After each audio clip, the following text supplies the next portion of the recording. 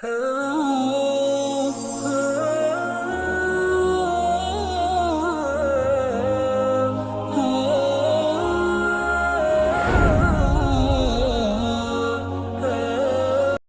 உம்மத் நோன்பு திறப்பதை அவசரப்படுத்தும் வரைக்கும், சஹர் செய்வதை பிற்படுத்தும் வரைக்கும் நலவிலே இருக்கிறார்கள் என்றார்கள்.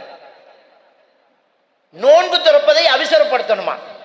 பாங்கு சொல்லி முடிஞ்சு ஆறுதலா துவா ஓதி அதுக்கு பிறகுதான் நாங்க நோன்பு திறப்போம். இவ்வளவு கஷ்டப்பட்டு பிடிச்ச நோன்ப டக்குன்னு திறக்கிறா என்று ஒரு சிலர் நினைக்கிறாங்க. தப்பு.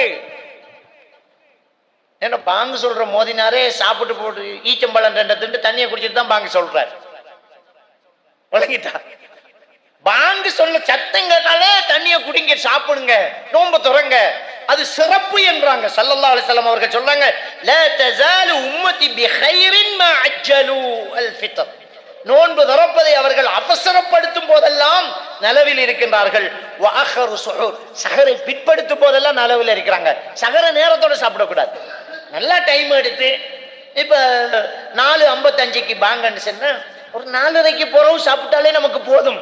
அப்ப சஹரை பிற்படுத்தி நோன்பு திறப்பதை முற்படுத்தும் போது அவர் நலவிலே இருக்கிறார் அப்படி என்று நபிகள் நாயகம் ஸல்லல்லாஹு அலைஹி வஸல்லம் அவர்கள் சொல்லி காட்டுறாங்க. எனவே சஹர் செய்வதனுடைய சட்டத்தை நாம் எல்லாம் புரிந்து கொள்ள வேண்டும். அடுத்த ஒரு விஷயம், நாம் நோன்பு சஹருக்காக எழும்புகிறோம். எழும்பும் போது நமக்கு குளிப்பு கடமையான நிலையில் இருக்கிறோம். பெண்கள் அவங்க மாதவிலக்கு நின்று முடிந்து விட்டது, நாளை நாம் குளிச்சு நோன்பு வைக்கலாம் என்கிற ஒரு நிலையிலே இருக்கிறார்கள். இன்னும் குளிக்கவில்லை, எழும்பிவிட்டோம். அல்லது நாம் குளிப்பு கடமையான ஒரு நிலையில், அதாவது தாம்பத்தியத்தில் ஈடுபட்ட கணவன் மனைவி சஹருடைய நேரத்தில் கண் விழிக்கிறார்கள், அவர்கள் குளிக்க வேண்டும். குளிப்பு கடமையான நிலையில் விழிக்கிறார்கள். குளிப்பதற்கும் சாப்பிடுவதற்கும் நேரத்தை பிரித்தால் சாப்பிடுவதற்கு நேரம் போதாமல் இருக்கும். இப்ப குளிக்காம நோம்ப வச்சு சுபகுக்கு பாங்கு சொன்னதுக்கு பிறகு குளிச்சிடலாமா? அப்ப இவர் நோன்பு பிடிக்கும் போது ஜுனுபாலியான நிலையில் நோன்பு பிடிக்கலாமா? அதான் கேள்வி. ஒரு ஆள் நோன்பு பிடிக்கிறார், அந்த நோன்புடைய அந்த ஆரம்ப எல்லாம் சுபகுதான். அந்த சுபகுக்குள்ள நுழையும் போது ஜுனுபாலியா தான் இருக்கிறார் இவர்.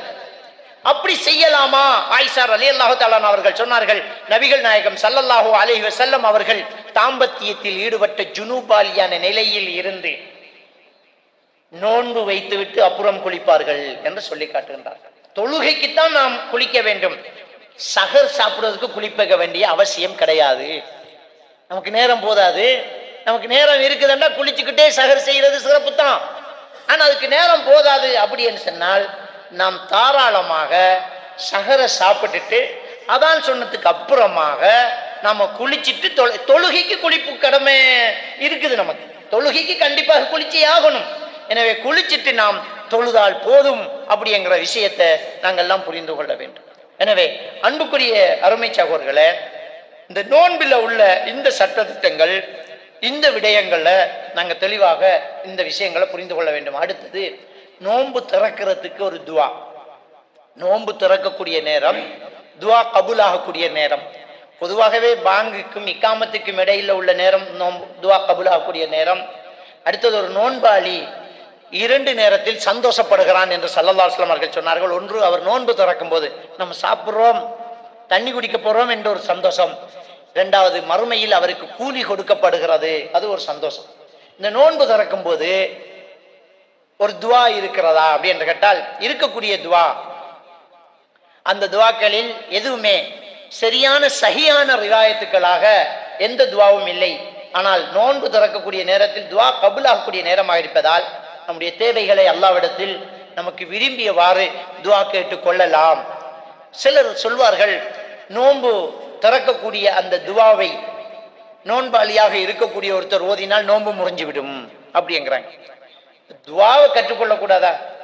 அந்த துவாவை ஓதினா அப்படியே டக்குன்னு நோன்பு முறிஞ்சிருமா அப்படின்னு கேட்டா, அவர் துவா சொல்லி பார்க்கறதுனால என்ன செய்யாது, அவருடைய நோன்பு முறிஞ்சு போகாது. அவருடைய உண்மையான எண்ணம் நோன்பை திறக்கிறதுக்கு அந்த துவா ஓதல்ல, துவாவை படிச்சுக்கிறதுக்கு, அந்த துவாவை ஓதுறதுக்காக அவர் என்ன செய்வார், அதை வாசிக்கிறார். இப்ப குர்ஆன்ல அல்லாஹ் தஆலா சொல்லி காட்டுறான். ஃபிரௌன் சொன்னான், அன ரப்புக்குமுல் அலா, நான் தான் உங்களுடைய உயர்ந்த இரட்சகன் என்று சொல்றான். நான் தான் உங்களுடைய இரட்சகன் என்று பிறவன் சொன்னான். இதை நாம குர்ஆன் ஓதுறோம், நாம இரட்சகன் ஆயிடுவோமா? ஆனா ரப்புக்குமுல் அலா என்று நம்ம ஓதுறோம். அப்ப நாம அல்லாஹ் என்று நாம சொல்லி பாவவாளி ஆகிறோமா? அவன் சொன்னதை நம்ம சொல்றோம், அவ்வளவுதான். எனவே ஒரு புத்தகத்துல இருக்கிற நோன்பு துறக்கிற துவாவை நம்ம ஓதுறோம். அல்லாஹ் உனக்காகத்தான் நோன்பு பிடித்தேன், உனக்காக நோன்பு துறக்கிறேன் என்று அந்த வார்த்தையை சொன்னா, ஐயோ சொல்லிட்டேன் நோன்பை திறந்துட்டேன் என்று நினைக்கிறது இல்லை. அது ஒரு மூட நம்பிக்கை, அது தப்பு. ஆனா கண்டிப்பாக நோன்பு திறக்கிறதுக்கு இன்னதுதான் துவா என்ற ஒரு துவா கிடையாது. இருப்பதெல்லாம் சரியான ஆதாரமான துவாக்கள் கிடையாது. நோன்பு திறக்கும் போது துவாக்கள் அங்கீகரிக்கப்படும்.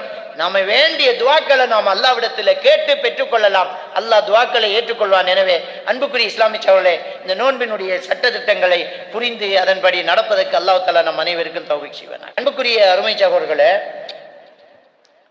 நோன்பாளியாக இருக்கக்கூடிய ஒருவர் ஒரு மருத்துவ தேவைக்காக ரத்தம் எடுக்கலாமா? இப்ப அவருக்குரிய அந்த சுகர் பார்க்கறதுக்காக வேண்டி குத்தி ரத்தம் எடுக்க வேண்டி ஏற்படும், அல்லது கொலஸ்ட்ரால் பார்க்கறதுக்காக வேண்டி, அல்லது ஃபாஸ்டிங் சுகர் பார்க்கறதுக்காக வேண்டி ரத்தம் எடுத்து லேபுக்கு கொடுக்க வேண்டி வரும். கொஞ்சம் ரத்தம் எடுப்பாங்க. இப்படி அவர்ல ரத்தம் எடுத்தால் பகல் நேரத்தில் நோன்பு முறியுமா அப்படின்ற ஒரு சிலர் வந்து என்ன செய்யறாங்க, ஒரு சில கேள்விகளை கேட்கிறாங்க. ஒரு ஹதீஸ் இருக்கிறது, நபிகள் நாயகம் ஸல்லல்லாஹு அலைஹி வஸல்லம் அவர்கள் சொன்னார்கள், ஹிஜாமா செய்யக்கூடிய ஒருத்தருடைய நோன்பு பாழாகிவிட்டது என்றாங்க. ஹிஜாமாங்கிற ரத்தம் வெட்டி எடுக்கிறது, ரத்தம் கீறி எடுக்கிறது. ஆனால் அது மன்சுகான ஒரு ஹதீஸ். ஏனென்றால் பிற்பட்ட காலத்தில் நபி ஸல்லல்லாஹு அலைஹி வஸல்லம் அவர்கள் நோன்பாளியான நிறையில் ஹிஜாமா செய்தார்கள் என்கிற ஒரு ஹதீஸும் வந்திருக்கிறது. எனவே அவருக்கு முடியும் அப்படி என்றால், அவர் ஒரு மருத்துவ பரிசோதனைக்காக இரத்தத்தை வெட்டி எடுப்பது, குத்தி எடுப்பது என்பது கண்டிப்பாக நோன்பை முறிக்காது. ஏனென்றால் நபி ஸல்லல்லாஹு அலைஹி வஸல்லம் அவர்கள் நோன்பாளியான நிலையில் ரத்தம் குத்தி எடுத்திருக்கின்றார்கள். அப்படிங்கிற அந்த ஹதீஸை வைத்து கண்டிப்பாக நாம் ஒரு மருத்துவ பரிசோதனைக்காக ரத்தம் எடுப்பது என்ன செய்யாது, நம்முடைய நோன்பை பாழாக்காது. அதே நேரம் ரத்தம் கொடுப்பது என்பது நம்மளை பலகீனப்படுத்தும். ரத்தம் கொடுக்கிற நேரத்திலே நம்மளை நல்லா சாப்பிட வச்சு, ரத்தம் கொடுத்த உடனே நமக்கு நல்ல சாப்பாடெல்லாம் தந்து மயக்கம் வருதான்னு பார்த்து தான் வீட்டுக்கு அனுப்புறாங்க. அப்ப அது நம்மளை பலகீனப்படுத்தும். அப்ப நோன்பாளியான நிலையில நம்ம ரத்தம் கொடுக்க கூடாது. அது ரொம்ப அதிகமா நம்மள்ட்ட ரத்தத்தை எடுத்து நம்மளை பலகீனப்படுத்துது. அப்ப வேண்டும் என்றே நம்மளை பலகீனப்படுத்தி நம்ம நோயாளி ஆக்குறது கூடாது. அப்ப நோன்பு காலங்களில் ரத்தம் கொடுக்கணுமா இருந்தால் இரவு நேரங்களை நல்லா சாப்பிட்டுட்டு நோன்பு கொடுத்து திரும்ப சாப்பிட்டுட்டு ரத்தம் கொடுத்து அதுக்கப்புறம் நம்ம சாப்பிட்டு நம்மளை பாதுகாத்துக்கொள்ளலாம். இன்னொருத்தருடைய உயிரை காப்பாற்றுறதுக்கு அந்த உதவிகளை செய்தால், அதிலேயே நோன்புல செய்தால் நமக்கு என்ன பெரிய பிரயோசனமாக இருக்கும். எனவே இந்த சட்டத்தை நம்ம தெளிவாக புரிஞ்சு கொள்ளணும். அடுத்து இன்னொரு விஷயத்தை கேட்குறாங்க, நோன்பாளியாக இருக்கக்கூடிய நிலையில் சேலைன் பாய்ச்சலாமா? சேலைன் பாய்ச்சறங்கிறது ஒரு குளுக்கோஸ் தான், அது நமக்கு உணவு தான் அது கொடுக்கப்படுது. அப்ப அந்த உணவாக நமக்கு தண்ணியை கொடுக்கிறதோ அல்லது இன்ஜெக்ஷன்ல அனுப்புறதோ கண்டிப்பாக நமக்கு நோன்பை முறிச்சு விடும். அது தவிர வேறு ஒரு மருந்துக்காக இன்ஜெக்ஷனை பாவிக்கணும், அது உணவுக்கு இல்லை. ஒரு மருந்துக்காக நம்ம இன்ஜெக்ஷன் பாவிக்கிறோமாக இருந்தால் தற்கால அறிஞர்கள் அது அனுமதி, ஏன்னா அது உணவு இல்லை என்றால் அனுமதி அப்படி என்று என்ன செய்யறாங்க சொல்லி காட்டுறாங்க. ஏன்னா சில நேரம் மூச்சு வரும்போது அவங்க வந்து என்ன செய்யறாங்க, வாயில வச்சு இழுக்கக்கூடிய ஒரு டேப்லெட் இருக்குது, அது சுவாசத்தில் அது என்ன செய்யுது போகுது. அதாவது நோன்பாளியாக இருக்கிற ஒருத்தர் சுவாசிக்கிறார், காற்றுல சில டஸ்டுகள் நம்ம உடம்புக்குள்ள போகுது, அது நோன்பை முறிக்கலையே. அதை வச்சு இன்ஹிலர் பாவிக்கிறது வந்து தப்பு கிடையாது அப்படி என்று தற்கால அறிஞர்கள் வந்து என்ன செய்யறாங்க சொல்றாங்க. அது உணவுக்காக அல்ல, அது சுவாச பைய கிளியர் பண்றதுக்காக, சுவாச குழாயில உள்ள அடைப்பை சரியாக்குது, அவ்வளவுதான். அது உணவு கிடையாது. அந்த இன்ஹிலரை வந்து பாவிக்கும் போது அவருடைய சுவாச பையில இருக்கக்கூடிய அந்த தடைய லொக்க எடுக்குது, சுவாசம் தாராளமா நடக்கிறதுக்கு தான் அது பயன்படுத்தப்படுதுங்கிறதுனால அதை பயன்படுத்தலாம் அப்படி என்று தற்கால அறிஞர்கள் என்றால், அது நபி ஸல்லல்லாஹு அலைஹி வஸல்லம் அவர்கள் காலத்தில் இல்லாத இப்போது இருப்பது, இப்போது மட்டும் இருக்கிறது, நபி ஸல்லல்லாஹு காலத்தில் இல்லை. அது எப்படி நம்ம சட்டம் எடுக்கிறோம், அதை கியாஸ் பிடிக்கிறோம் நம்ம. அப்ப ஸல்லல்லாஹு அலைஹி வஸல்லம் காலத்திலேயே சுவாசிச்சோம், புகையை சுவாசிச்சாங்க, டஸ்டுகளை சுவாசிச்சாங்க, நோம்பு முறிஞ்சிருமென்னு சொன்னாங்களா? இல்லையே, இதுவும் ஒரு சுவாசம் தான். அப்படி என்று என்ன செய்யறாங்க, அந்த ரத்தம் குத்தினத்தை வச்சு ரத்தம் பரிசோதனை கொடுக்கறத கியாஸ் பிடிக்கிறாங்க. எனவே தற்கால அறிஞர்கள் தற்காலத்தில் உள்ள இப்போ உள்ள மக்களுடைய அந்த சந்தேகங்களுக்கு இப்படியான தீர்வுகள் என்ன செய்யறாங்க கொடுத்துக்கிட்டு இருக்கிறாங்க. அதே மாதிரி இன்னொரு விஷயம், ஒருத்தர் மரணித்து விட்டார், நோன்பு கடமையான நிலையில அவர் மரணிச்சிருக்கிறார். நோன்பு கடமை என்றால் அதாவது கல்லா நோன்பு இருக்கும்போது அவர் நினைச்சு விட்டார். இப்ப இந்த ரமலான் அடைகிறதுக்கு முன்னாடி நம்ம தாயோ தகப்பனோ மௌத்தாகிறாங்க, அவங்களுக்கு கல்லா இருக்கு, நிறைய கல்லா இருக்குது. போன மாசம் விட்டு கல்லா நோன்பு இருக்குது. அந்த நோன்பு ஒரு 5 நோன்பு பிடிக்க வேண்டிய ஒரு உம்மா பிடிப்போம் பண்ணிட்டு இருக்கும் போது என்ன செய்யறாங்க, மௌத்தாயிட்டாங்க. அல்லது நம்முடைய தகப்பனார் ஒரு நோயில் இருக்கும்போது விட்ட நோன்பு, ஒரு பிரயாணத்தில் இருக்கும் போது விட்ட நோன்பு, யாரோ ஒருத்தர் மரணிக்கும் போது அவருக்கு நோன்பு கடமையான நிலையில், அதாவது கல்லாமான நிலையில மரணிக்கிறார். என்ன இப்ப நோன்பு காலத்தில் ஒருத்தர் மௌத்தானா மௌத்தானத்துக்கு புற உள்ள நோம்பெல்லாம் அவர் பிடிக்க வேண்டியது இல்லையே. அப்ப இப்படியான நிலையில ஒருத்தர் மரணித்தால் அவருடைய சட்டம் என்ன அப்படி என்றால், அவர் விட்ட நோன்பை பிடிக்கக்கூடிய சூழ்நிலை இருந்து, அதாவது பிடிக்கக்கூடிய ஆற்றல் இருந்து பிறகு பிடிப்போம் என்ற நிலையில் நோயாளியாகி அவர் மரணித்து விட்டால் அவருடைய வாரிசு அந்த நோன்பை பிடிக்க வேண்டும். விட்ட நோன்ப அத நபிகள் நாயகம் ஸல்லல்லாஹு அலைஹி வஸல்லம் சொல்றாங்க,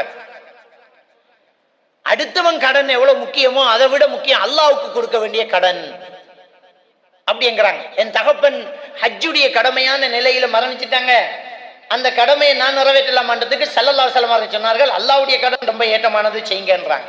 எனவே இதுவும் ஒரு அல்லாஹ்வுக்கு கொடுக்க வேண்டிய ஒரு கடன், அது அவருக்கு கடமையா இருந்துச்சு.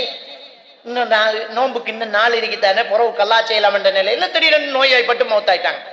அவங்களால பிடிக்க முடியல என்றால் அந்த தாய்க்கோ தகப்பனுக்கோ அந்த பிள்ளைகளுக்கோ சகோதரங்களுக்கோ செய்ய வேண்டிய ஒரு கடமை அவருடைய ஒலிகாரன், அவரை பராமரிக்கக்கூடியவர், அந்த தாயுடைய பிள்ளைகள் அல்லது கணவன் இருந்தால் கணவன், அவங்களுக்காக அந்த நோன்பை நோட்பது அவருக்கு கடமையாக. ஆனால் ஒரு கடுமையான தொடர் நோயில, கடுமையான நோய், அவருக்கு கலா இல்லை, ஆனா நோயாளியான நிலையில ரமலானுக்குள்ள வந்துட்டார், அவரால் நோன்பு பிடிக்க இயலாது.